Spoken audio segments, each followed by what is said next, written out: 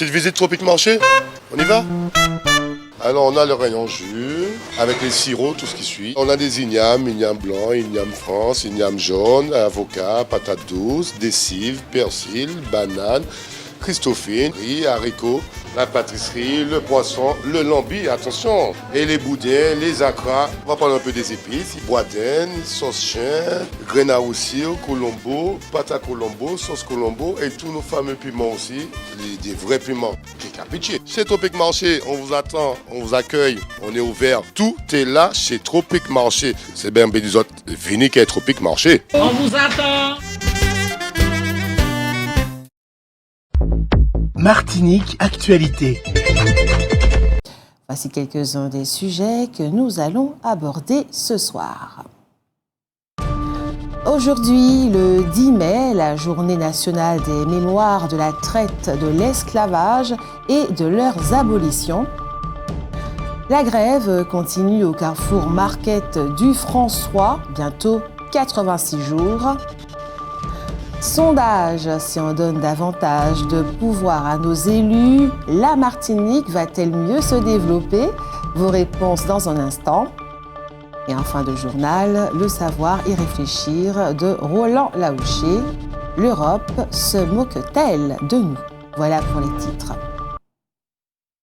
Et pour commencer ce journal, plongez vos fruits et légumes dans un bain d'eau froide pendant 15 secondes avant de les cuisiner. Utilisez de l'eau avec éventuellement du bicarbonate ou du vinaigre pour les nettoyer. Lorsque c'est possible, retirez la peau avant de les consommer. Parlons maintenant de la qualité de l'air. L'air aujourd'hui est bon. Ce soir, lundi à 18h, le 22e convoi pour la réparation va partir du Macabou au Vauclin pour atteindre le Prêcheur dans 10 jours. Nous sommes aujourd'hui le 10 mai, la journée nationale des mémoires de la traite, de l'esclavage et de leurs abolitions. C'est le président de la République lui-même qui, à 16h, heure de Paris, s'est rendu au Jardin du Luxembourg pour cette commémoration nationale. Il y avait là 400 jeunes venus de toute la France. La cérémonie a commencé par un chant Maloya, interprété par la chanteuse réunionnaise Christine Salem. Il y eut ensuite la lecture de 4 textes par des élèves lauréats 2020 du prix de la Flamme de l'égalité. Les élèves de différentes classes et de différentes écoles de l'Hexagone firent des prestations. En particulier, ceux du collège Ampère d'Arles ont lu des extraits du roman d'André Schwartzbart, La mulâtresse solitude. Pour la nuit de Bayan, donne Maloya Mara Lali même. Et Maloya, ma danse à où,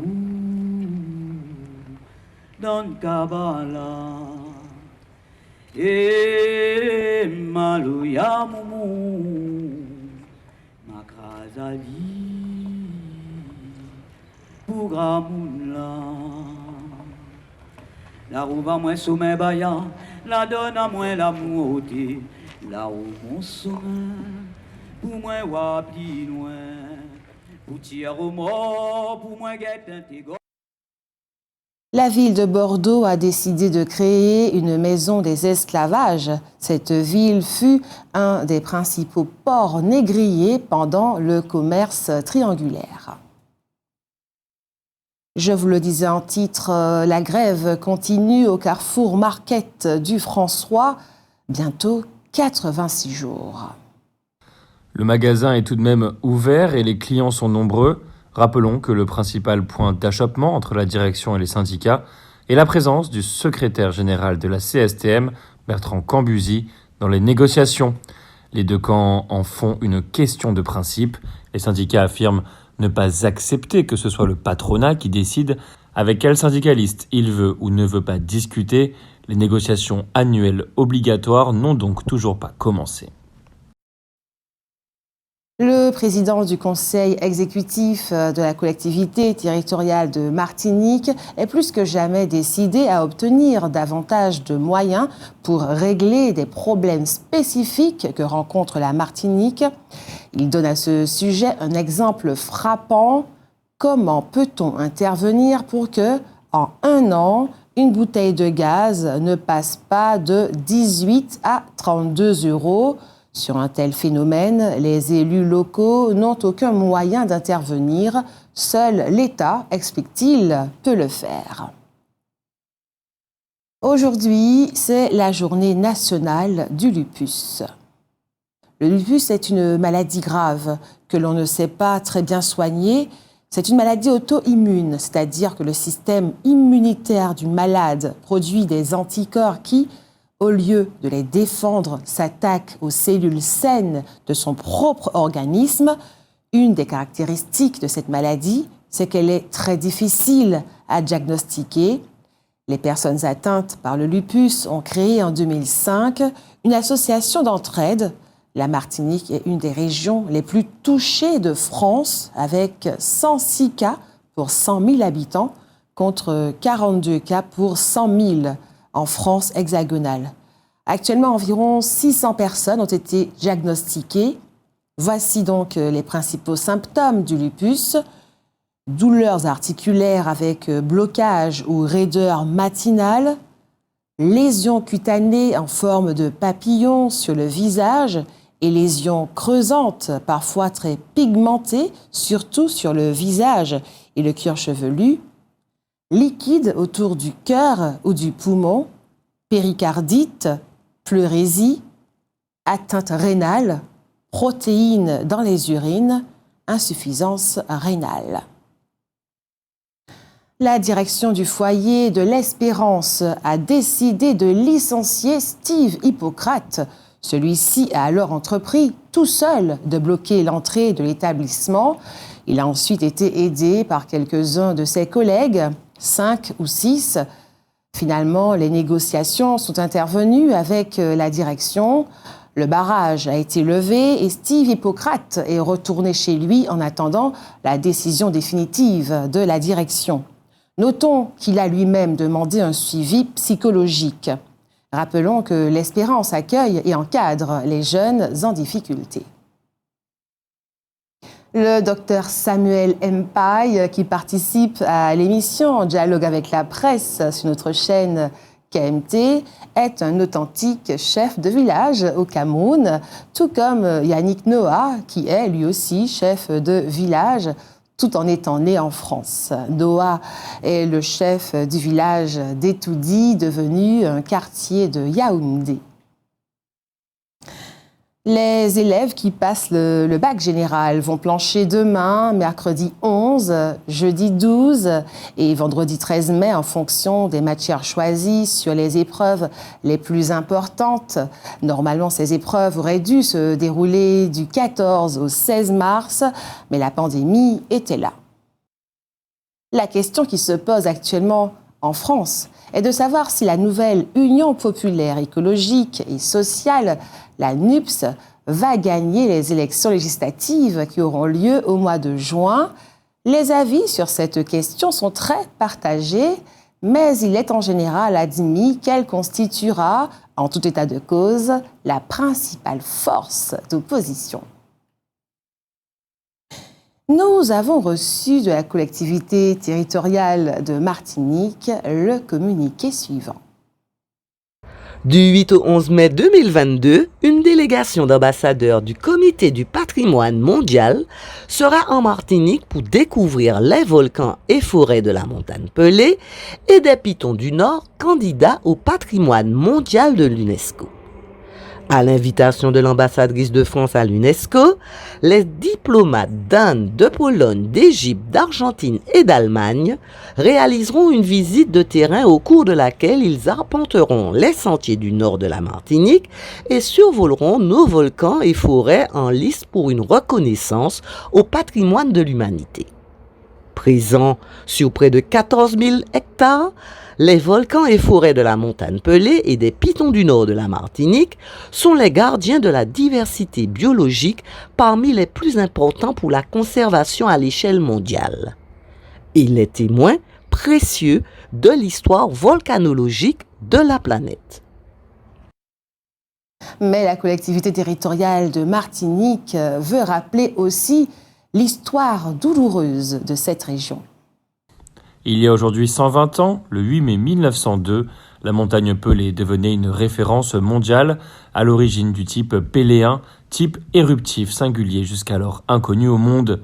L'inscription à l'UNESCO des volcans et forêts de la montagne Pelée et des pitons du nord de la Martinique s'inscrit dans le cadre d'un projet de développement socio-économique du territoire martiniquais en harmonie avec la nature, la culture, l'environnement et en totale concertation avec la population. Elle vise à renforcer l'intérêt faunistique, floristique et scientifique du bien martiniquais et constituerait un instrument supplémentaire de visibilité, d'attractivité internationale et un indéniable atout tant touristique qu'économique. Ces 3 jours de visite permettront donc aux ambassadeurs à l'UNESCO de mieux connaître nos espaces naturels d'exception qu'ils examineront lors de la 45e session du comité, réunion internationale au cours de laquelle les biens naturels, culturels ou mixtes sont analysés en vue d'une reconnaissance internationale à l'image de prestigieux sites comme le château de Versailles, les pyramides de Gizeh en Égypte, la Grande Muraille de Chine ou le Grand Canyon. Depuis hier, lundi, se tient à Paris le procès de la compagnie d'aviation nationale du Yémen. Elle se trouve sur le banc des accusés parce que le 29 juin 2009, il y a donc 13 ans, le vol Yémenia 626, qui s'apprêtait à atterrir à Moroni, la capitale des Comores, s'était écrasé en mer avec à son bord 11 membres d'équipage et 142 passagers, dont 66 Français. Il s'agissait d'un avion Airbus A310. Il y a eu une survivante, une adolescente de 13 ans qui s'est accrochée à un bagage pendant 11 heures dans la mer. À cette occasion, il a été mis l'accent sur la vétusté des avions de la Yémenia, mais l'avion concerné était pratiquement neuf. Finalement, toutes les pistes explorées conduisaient inexorablement à une erreur de pilotage. C'est alors qu'il était question de leur mauvaise formation. Le rapport officiel parle d'une formation lacunaire, c'est-à-dire avec de nombreuses lacunes.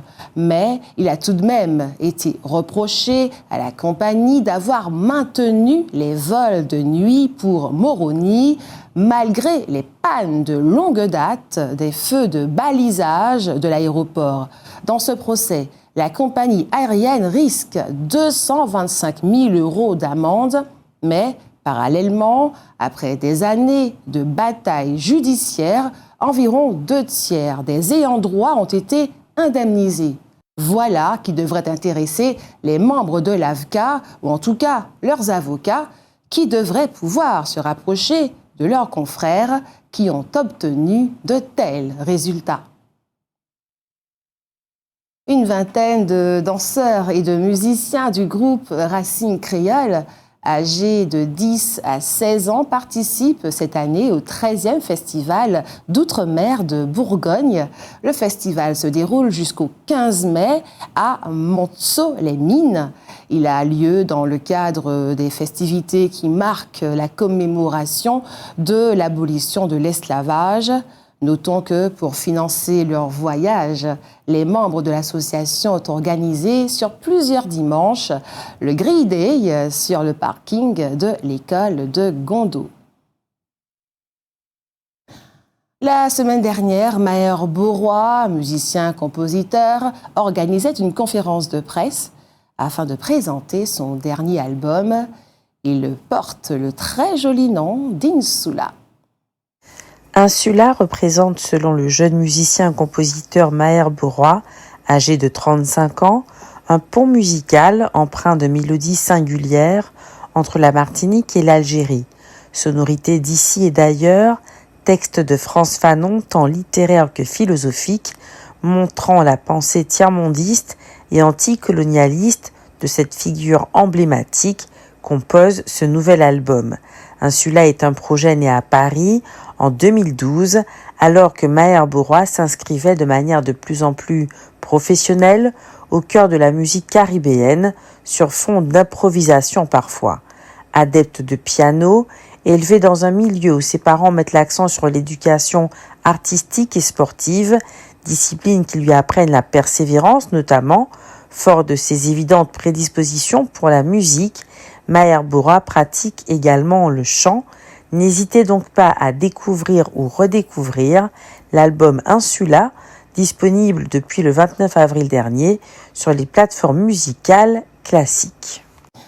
Le partenariat pour les comptes économiques rapides pour l'outre-mer, ou Sérum, vient de publier son bilan macroéconomique de l'économie martiniquaise pour la période 2000 et 2020.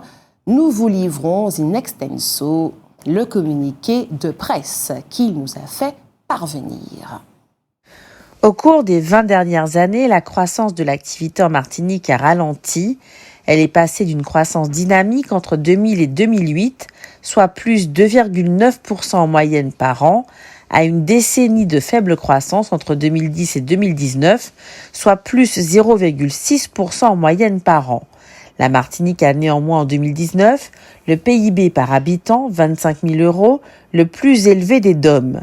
Ce ralentissement s'explique essentiellement par la persistance des effets des crises économiques et sociales qui entraînent un retrait marqué des moteurs économiques que sont la consommation des ménages et l'investissement des entreprises.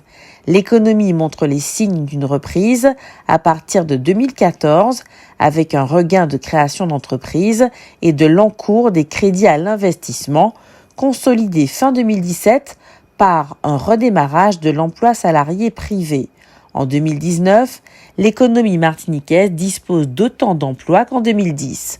En 2020, après une décennie marquée par une faible croissance, la crise sanitaire liée à l'épidémie de Covid-19 met un nouveau coup de frein à l'économie. La croissance martiniquaise chute à moins 3,9%, conséquence du fort repli de la demande intérieure et des dépenses réduites de moitié. Dans les années à venir, la Martinique sera confrontée à de nombreux défis, au premier desquels la baisse et le vieillissement de sa population, le développement des énergies renouvelables et la rationalisation des finances publiques locales.